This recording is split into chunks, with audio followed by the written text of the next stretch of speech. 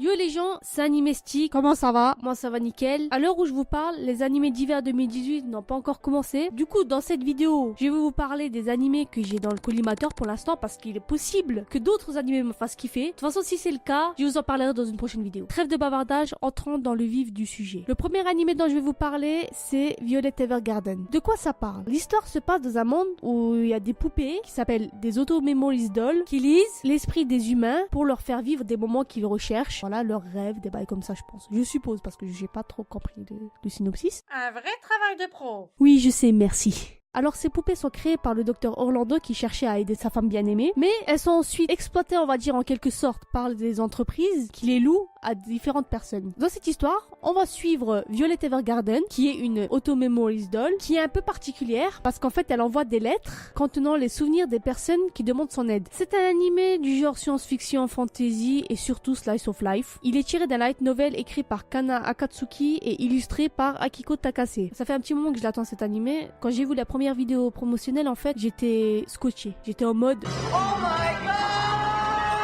La qualité de l'animation est magnifique. Bon, après, quand j'ai vu que les studios s'en chargeaient, j'ai pas été très surprise. Il s'agit de Kyoto Animation, qui s'était chargé notamment de l'animé de Kyokai no Kanata, qui fait partie de mes animés préférés.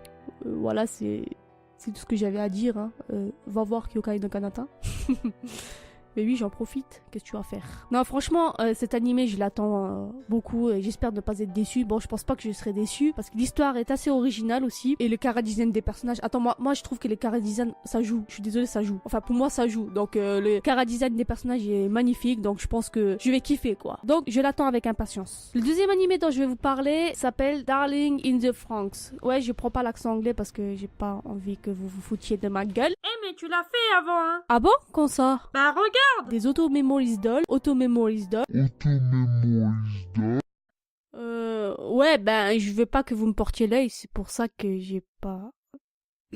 Alors, c'est quoi l'histoire? Déjà, l'histoire se passe dans un lointain futur où la Terre est en ruine et l'humanité est du coup obligée de vivre sur une île fortifiée, mobile, hein, qui bouge, qu'ils appellent Plantation. Alors, il y a des jeunes pilotes qui ne connaissent rien, mais vraiment rien du monde extérieur. En fait, ils sont formés à piloter des robots qu'ils appellent des Franxx, hein. Ils auraient pu choisir un autre nom, pour affronter un mystérieux ennemi géant, mais invisible. Ben, c'est chaud, quoi, leur situation. Notre héros de cette histoire s'appelle Hiro. En fait, c'est un enfant particulièrement doué, promis à devenir un grand pilote, mais malheureusement, ben, oui, il a été jeté comme une grosse merde. Et en plus de ça, son inaptitude à piloter l'a condamné à l'oubli. Mais, parce qu'il y a un mais, un jour, il va rencontrer une jeune fille qui s'appelle 02 ou 02. Bah déjà, cette meuf, elle a des cornes sur la tête, on n'a pas compris pourquoi. La meuf, elle arrive et elle le désigne d'office comme son nouvel équipier. Et c'est là que l'histoire commence. C'est le point de départ de l'aventure. Cette œuvre originale est un animé d'action de science-fiction avec une touche de school life. Bon, déjà, rien que les studios d'animation me donnent envie, hein.